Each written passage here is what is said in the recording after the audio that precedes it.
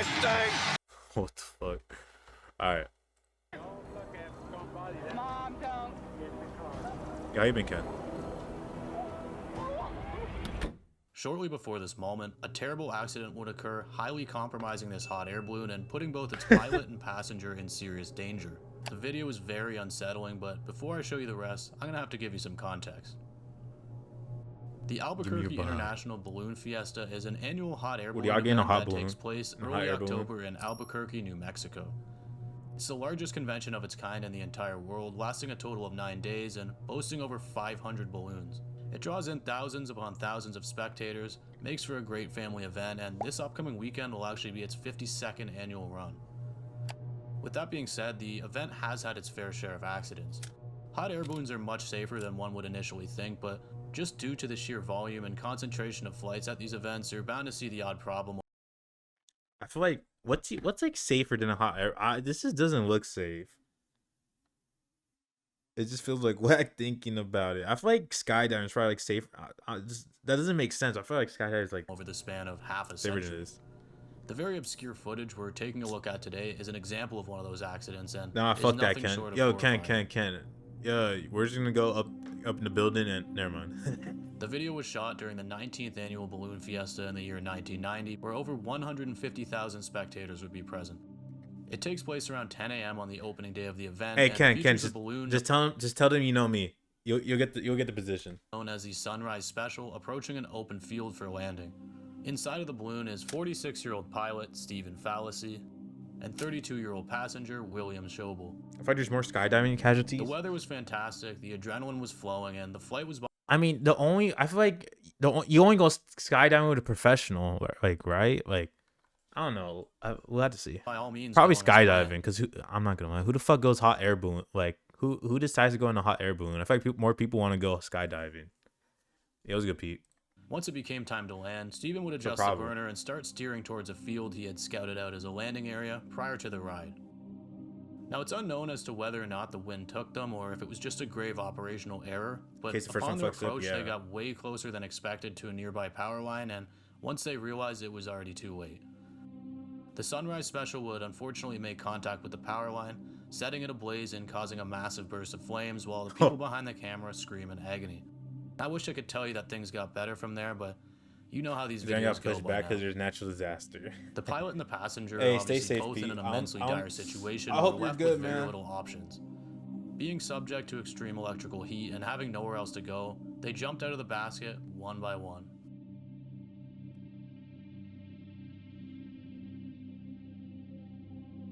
What's most Wait, was that a person falling? What was that? Nowhere else to go, they jumped out of the basket one by one.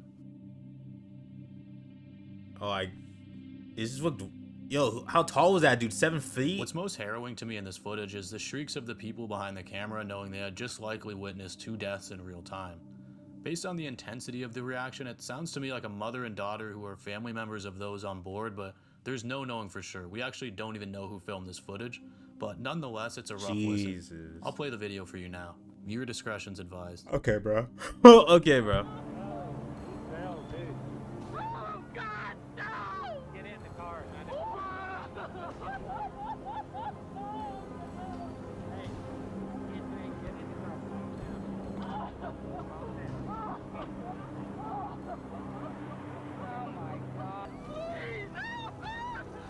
You're not realizing it? Yo, did you hear that guy? Yo, there's a fucking jerk off in the back saying, calm down.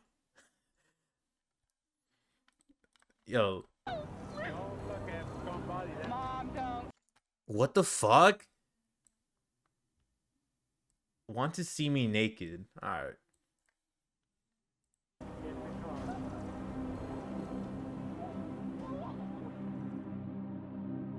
I'm gonna click that. Need her to survive. Hey, RP, man. Hey, only 2 people on a hot air balloon. I'm not gonna go like yeah, that's kind of.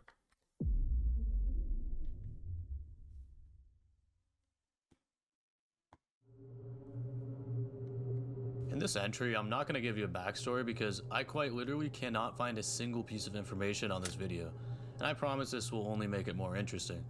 I found its original source, but still, there's no background information beyond what you're given in the video. All we know is that it was featured in 3 different 90s shockumentaries, which some of you probably remember seeing float around back in the day. Yo, everyone with a Nonetheless, Porsche it got a feels like the gun. beginning of a hunt. I reverse image searched segments, I searched through hundreds of police standoffs, read every 80s to 90s article I could find on SWAT shootings, reached out to some valuable people, and even tried RBI, and they banned me. So needless to say, as of right now, this is unidentified media. I don't know, maybe this is simple when the answers have been right in front of my face, but doesn't seem like it. Footage takes place in North Carolina and begins with a man stepping out onto his porch wielding a shotgun. His house is surrounded by police, and the narrator tells us that he's a psychologically disturbed man, threatening to unalive his father. It took them 4 hours just to convince him to step outside, and although he does, he's unwilling to let go of his weapon.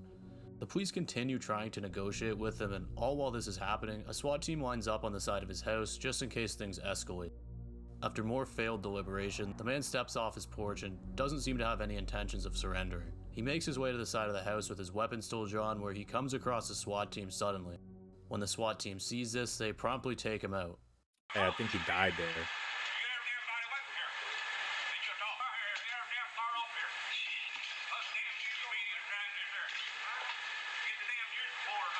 Yo, Ken, you're gay. Wait, so when you're a police officer, did they give you like psychological training for this? Or like, what's it called? How to talk people out of this? Or like they just show you three voice lines, 3 quotes you gotta say. Like, would it not be helpful to have someone who that could like read like actions and minds and shit in this situation? Well, I mean, there's a SWAT, like, come on, bro. There's gotta be one person on the SWAT team with like training on like how to read someone's mind or something.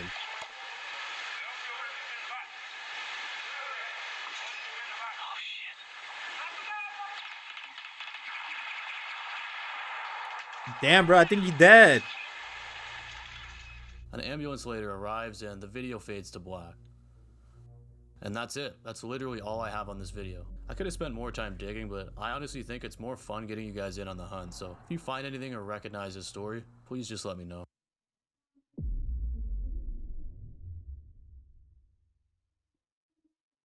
Would y'all rather die to a bear or a lion? Bears may be fascinating, but they are apex predators, and so usually when people discuss them in the context of an accident, it's about someone or their pet falling victim to an attack. In the case of this entry though, the bear is actually the victim. I'm sure many of you guys have seen this in the form of a clip or a gif, but it's pretty old and not many people know the story or what happened before and after. I was gonna say like a chimpanzee, but bro, those dudes are actually like the devil. They deadass will like, yo, they deadass don't kill you on the spot. They deadass like gotta like tear every part of your body apart before they can kill you. So I figured it was worth exploring. Strangely enough, this case also takes place in Albuquerque and also involves electricity. And I did not intend for that to happen. It begins with a mother bear who has lost track of one of her cubs. Due to instinct, the mother becomes very frantic and spooked, eventually leading herself into a suburb where she'd obviously become a risk to people and herself. Authorities and video crews tracked her as she ran across the streets, dipped through parking lots, and eventually to a location where she believed she was safe. With nowhere else to go, the mother bear scaled a nearby utility pole. Oh my god! In an effort to withdraw from the dog. Scale. And at this point, animal rescue were left with very little choice.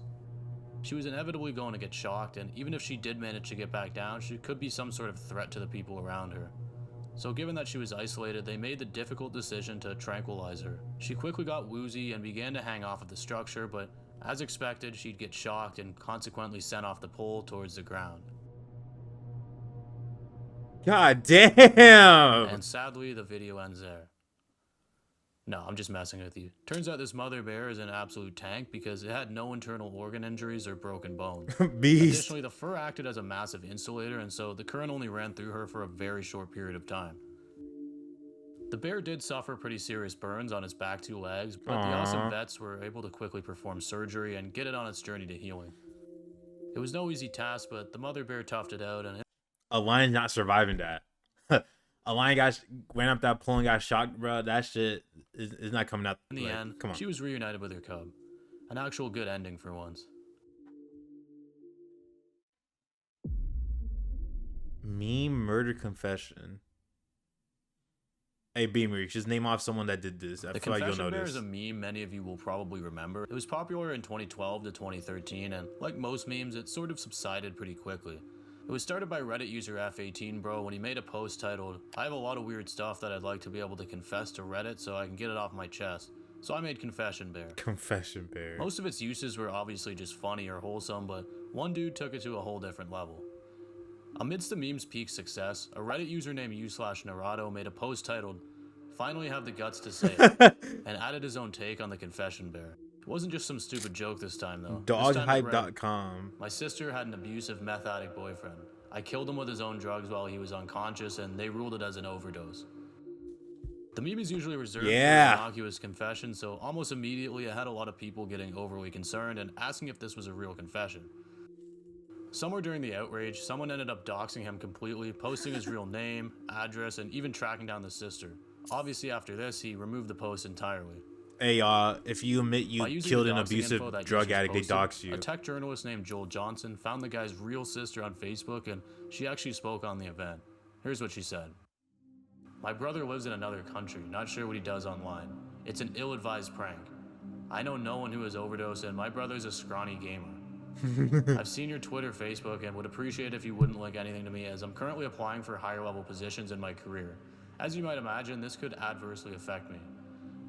I respect your ethics as a reporter doing research and wish you luck, but his attempts at internet points or karma have nothing to do with me."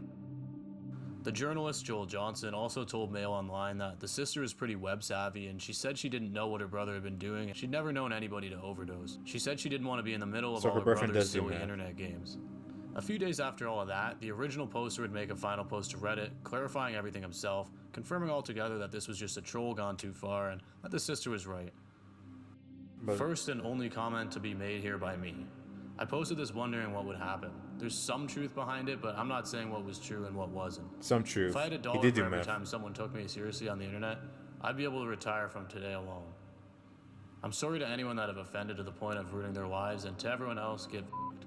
It's the internet. If you want to catch a murderer, get out of your house, put on some fucking tights, and go fight. I was about to say, what year is this? Yo, dog, look at this Reddit format. Like, look at the low, like, dog. I'm quite done with Reddit for tonight. Back to the shadows of lurking. The world isn't quite ready for me. Wow, what a tough guy. Edit. The reason for this post and the admittance it was a joke is because people started posting my own personal information. Can't graduate when that's what it was in my post history. Sure, you can find out information about me, but linking me to something that happened is completely different.